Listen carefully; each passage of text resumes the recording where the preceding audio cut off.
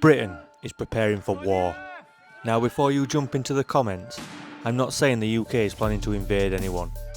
But on the 30th of June 2026, the British government has announced one of the biggest defence spending plans in decades, because it believes the world has become far more dangerous. If you'd asked me where billions of pounds will be spent, I'd probably have said more tanks, more fighter jets and more warships. But is that where our money is actually going? Let's find out. Welcome back to the war.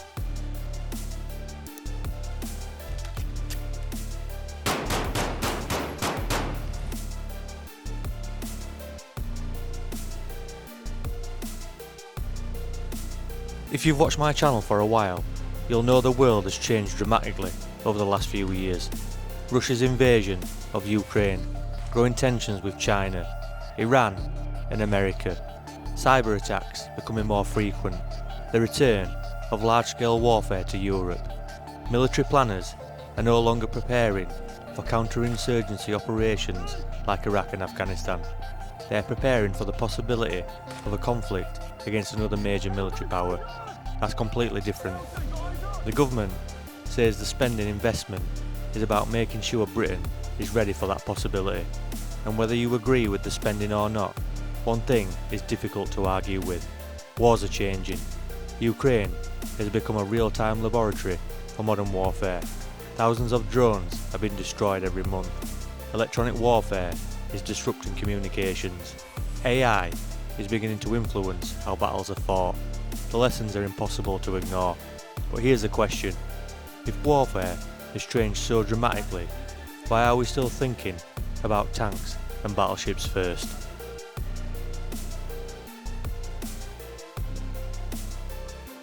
Before I answer that, I want you to think about something. If someone handed you £15 billion to strengthen Britain's military, where would you spend it? More fighter jets, tanks, a bigger Royal Navy, or something completely different? Keep your answer in mind, because one of the biggest surprises in today's announcement is the emphasis on technology. Yes, traditional equipment still matters. The Royal Navy continues to modernise. The British Army continues to invest in armoured capability. The Royal Air Force continues developing next-generation combat aircraft.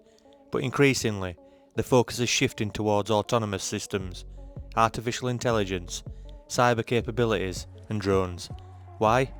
Because recent conflicts have shown that relatively cheap drones can destroy equipment worth millions. A single drone costing a few £100 can threaten tanks worth several million. That changes military thinking completely. Instead of asking, how do we build bigger weapons, the question has become, how do we build smarter ones? And Britain wants to stay ahead. But does that mean traditional forces are becoming obsolete? Not even close.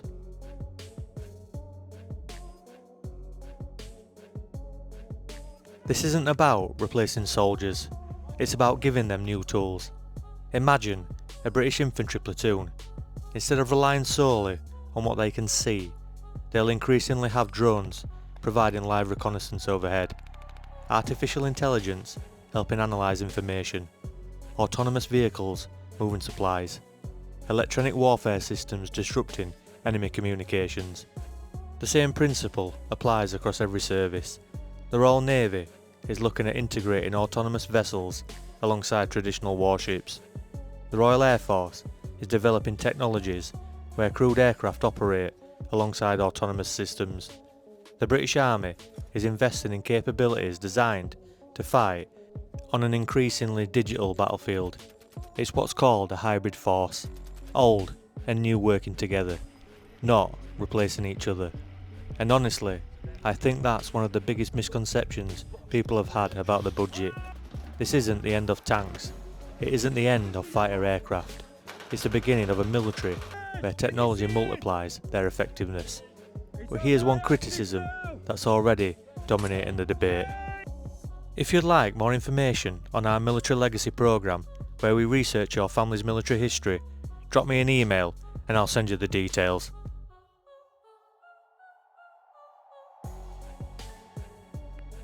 For some people, today's announcement is exactly what Britain needs.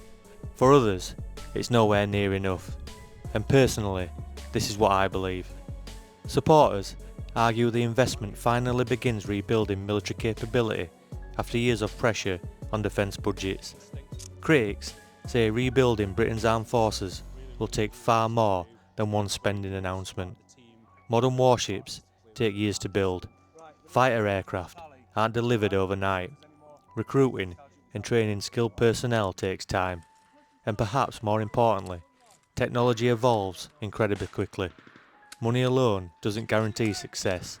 It has to be spent wisely. That's why many defence experts say today's announcement isn't really the finish line, it's the starting point. The real question isn't whether Britain can announce billions of pounds in spending, it's whether those plans actually become capability over the next decade. And history has shown those two are two very different things.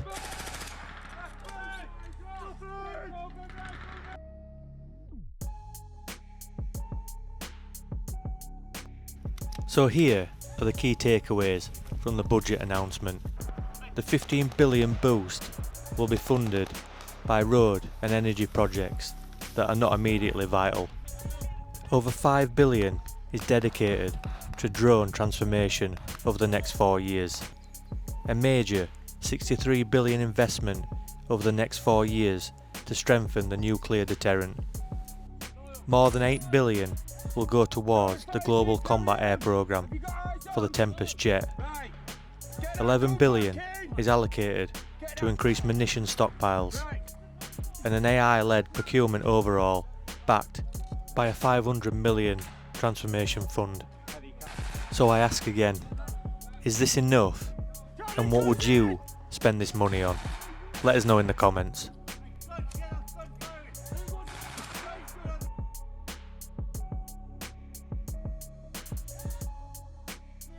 So is Britain preparing for war? Hopefully not, but it's certainly preparing for a world where peace can no longer be taken for granted. The defence budget announcement isn't just about buying equipment, it's about recognising that modern warfare has fundamentally changed. Whether £15 billion proves enough remains to be seen, but one thing is certain, the British military of 2035 is likely to look very different from the one we know today.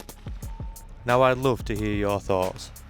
If you had been making today's decisions, where would you have invested the money? Would you prioritise the Army, the Royal Navy or the Royal Air Force? Or do you think drones, cyber warfare and AI are the future? Let me know down in the comments. Now go check out our other videos. Hi soldiers, thanks for watching. Don't forget to like, subscribe, leave your thoughts in the comments and check out our merchant membership programs. And don't forget to comment legacy for your family's military history. And don't forget to check back in again soon. That's an order.